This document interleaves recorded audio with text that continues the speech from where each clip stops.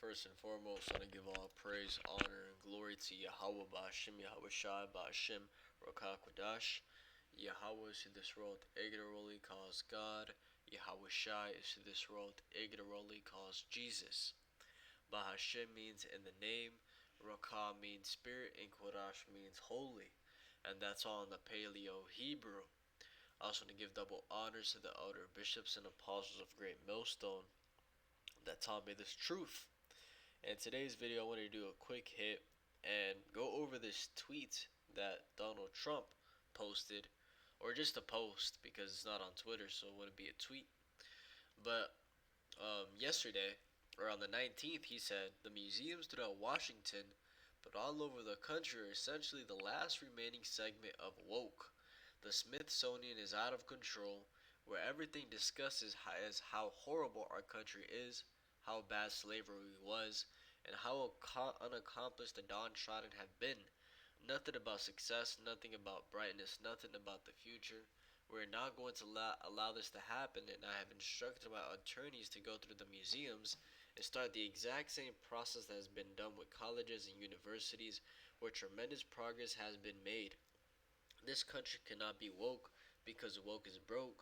We have the hottest country in the world, and we want people to talk about it, including in our museums, right? And ultimately, the thing that stood out here the most is that, DJ Trump is mad that the world is pinpointing the atrocities that his forefathers have done, okay, that you Edomites have done, okay? And, they call anything that has to do today with slavery critical race theory.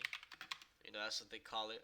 Critical race theory is an academic framework that examines how race and racism as social constructs are embedded in U.S. legal systems and in institutions to perpetrate racial inequality. Right? It's not a theory, it's facts. Right? The fact that this system, okay, has racism tied into it. Right? And the very proof of that is all the way in the beginning when there was laws based on how if you were colored, you can't go into that bathroom, you can't drink of that water, but if you're white, you could drink of it. Right? That right there is a legal system based on racism. Right? So, this is why the brother, the head of the Chicago camp, he named his channel Critical Race Historical Facts, because it's not a theory, right? It's just the facts. So when we go into this, DJ Trump is mad that, all these museums are essentially bringing it up every single day, are attracting new tourists, new people, and showing them the atrocities that these Edomites have done to the Israelites, right? And he said, Smithsonian is out of control, where everything discussed is how horrible our country is and how bad slavery was, right? They don't want that spotlight on slavery because they're ashamed of it. Okay, they know that what they did was wrong, right? There's a famous quote by Thomas Jefferson. I always bring it up. Thomas Jefferson quote saying,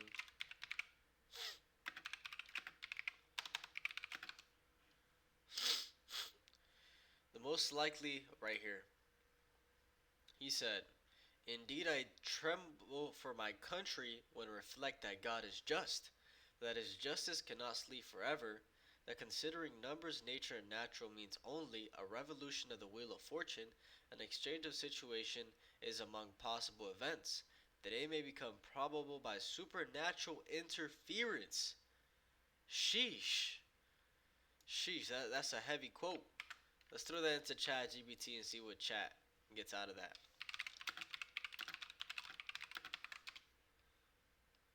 This famous line from Thomas Jefferson, right, it says, indeed I tremble for my country when I reflect that God is just, that his justice cannot sleep forever. Jefferson is saying he's afraid for America's future because God is just, and he will ignore injustice forever, slavery being a great moral wrong, which will eventually face divine judgment. Right, and let's get that scripture.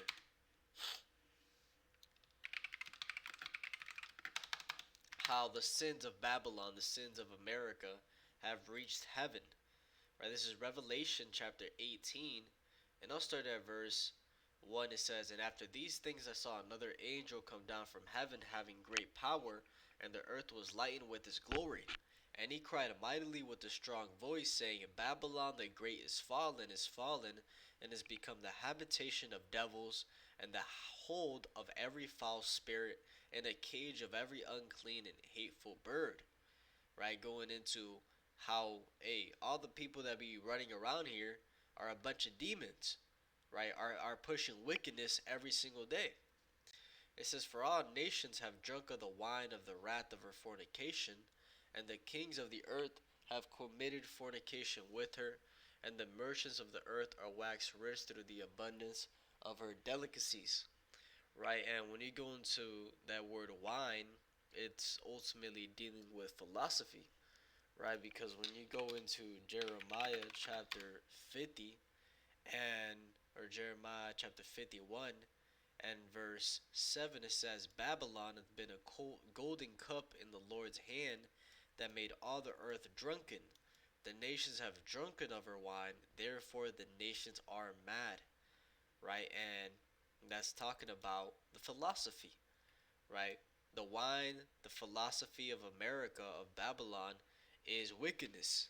Is, they call it Americanization, westernization, being westernized, right? And that, Western mindset is ultimately spread throughout the entire earth, right? The nations have drunk of that wine.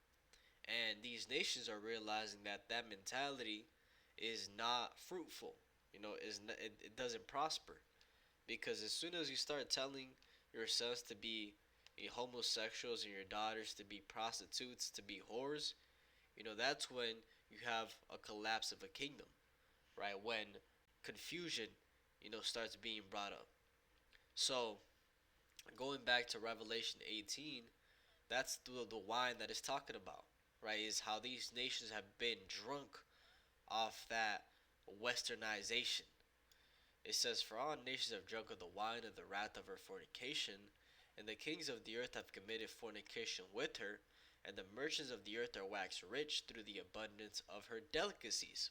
Right? Because these merchants, right, these nations, they become rich through America. And that's partly why they have to drink of the wine, right? Because in order to be, in league with America, guess what? You're going to have to be westernized. Look at China. China has a McDonald's on damn near every corner, right? That's that wine being pushed over there. So it says, "And I heard another voice from heaven saying, Come out of her, my people, that ye be not partakers of her sins, and that ye receive not of her plagues." Right? And that coming out of her is ultimately dealing spiritually, right? You gotta ultimately, just depart from this place spiritually, right? Always have it at the back of your head that, hey, this place is gone, right? Don't be attached to this place. The scriptures say, remember Lot's wife. How the angels commanded Lot, okay, and his family, that when they leave the city of Sodom to not look back, right? But Lot's wife, looked back and became a pillar of salt. So, that was symbolic for, if she looked back, that was symbolic for she was still holding on to what she had. She wasn't ready to just get up and keep pushing. And one of the reasons why is because it said that Lot, was a man of heavy possessions. Lot was a rich man. And, riches, riches, the material things are ultimately a stumbling block, right, if you allow them to be. But let's keep reading verse 5. It says, "For her sins have reached unto heaven, and God hath remembered her iniquities." Right? So the wickedness of America has reached the Most High Yahweh. Right? He's going to remember the iniquities that they have done unto his people. Right? Verse 6, "Reward her even as she rewarded you, and double unto her, double according to her works. In the cup which she hath filled, fill to her double." Right? So all the wickedness that they have done unto us, double is going to be done unto them in the kingdom of heaven. Okay?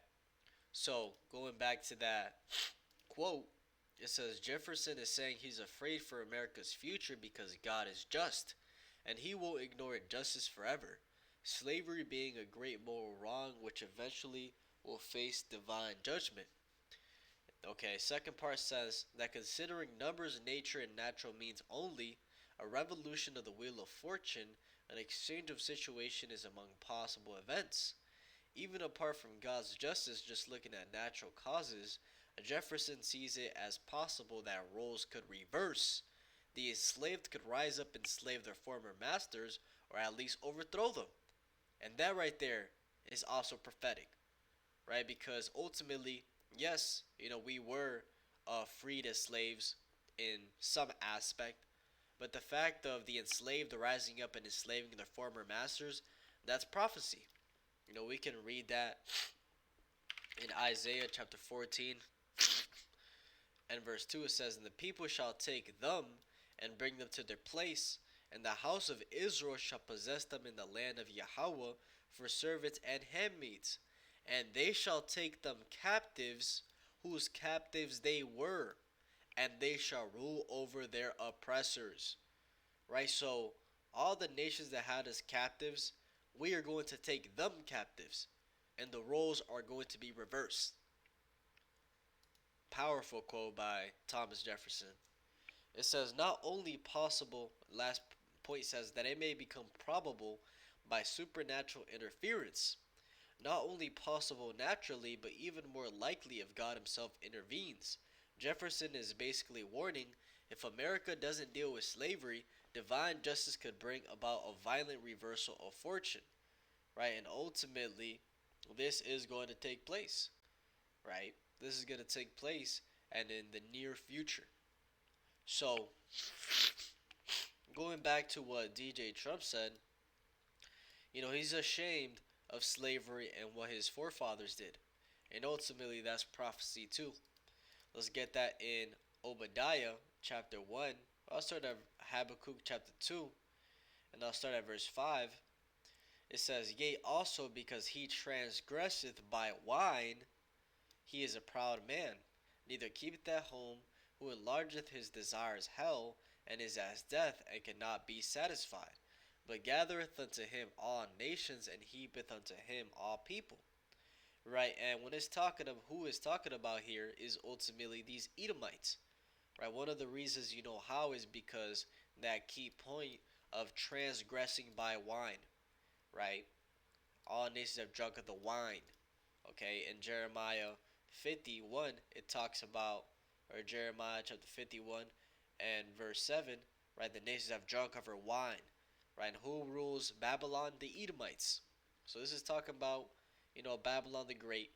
Okay, so it says, right, he transgresseth by wine, his philosophy is wickedness, right, and he enlarges his desires hell, right, he takes, and that's why we see, this massive debt, massive debt, clock, limit, ceiling, whatever you want to call it.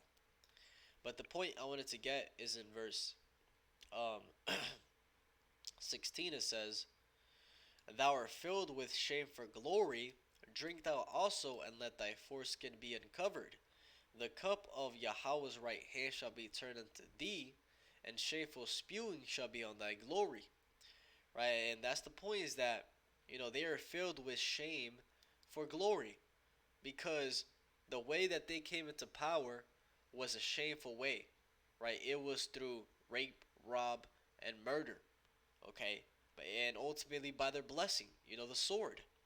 So, thou art filled with shame for glory. And then it goes on to go into how the cup of Yahweh's right hand shall be turned unto thee. Right, and that's ultimately talking about how, hey, they're going to go into slavery. Right, and it says, "Shameful spewing shall be on thy glory." That's what we're seeing right now. Why do DJ Trump, the Edomites, talk about, why you guys keep talking about slavery, slavery, slavery? Right, they're ashamed of that history. Shameful spewing shall be on thy glory. Okay, and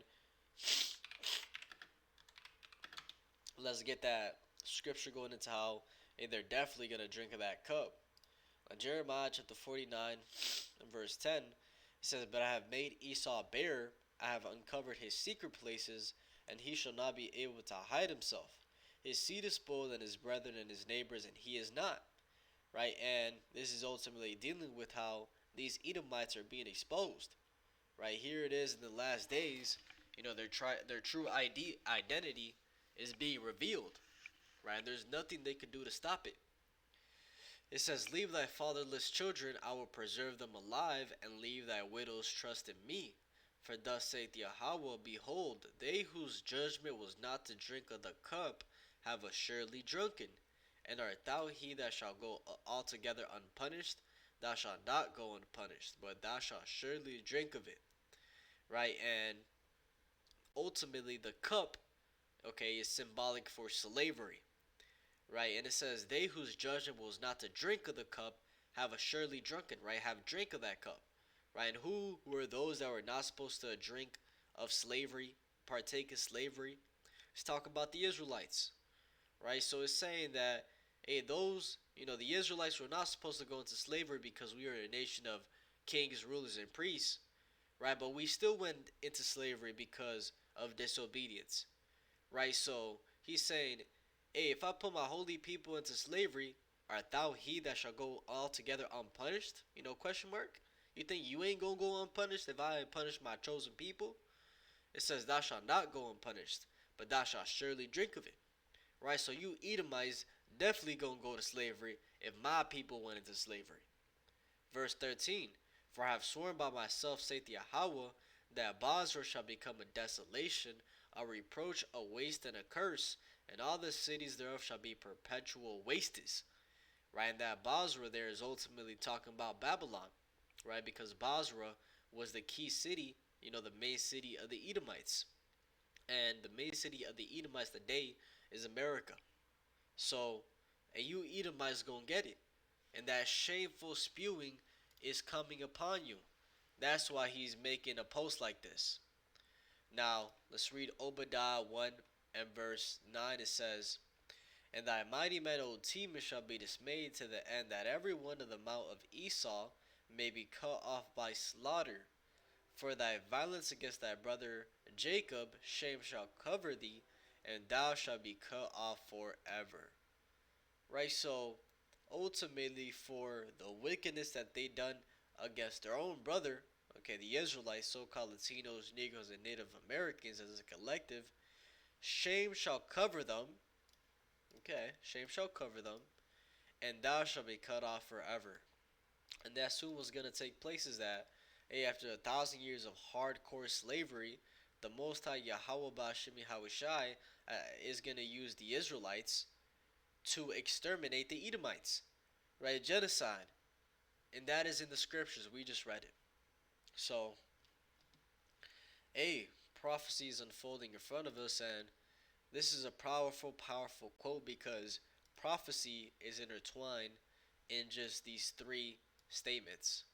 In just these three statements, the whole, all the prophecies are essentially summarized. But, hey, hopefully it was edifying. With down to give all praise, honor, and glory to Yahweh, Ba'Shemi Hawashai, Ba'Shem Rakakwadash, and double honors to the elder bishops and apostles of great millstone that taught me this truth. Shalom to your elect. Shalom.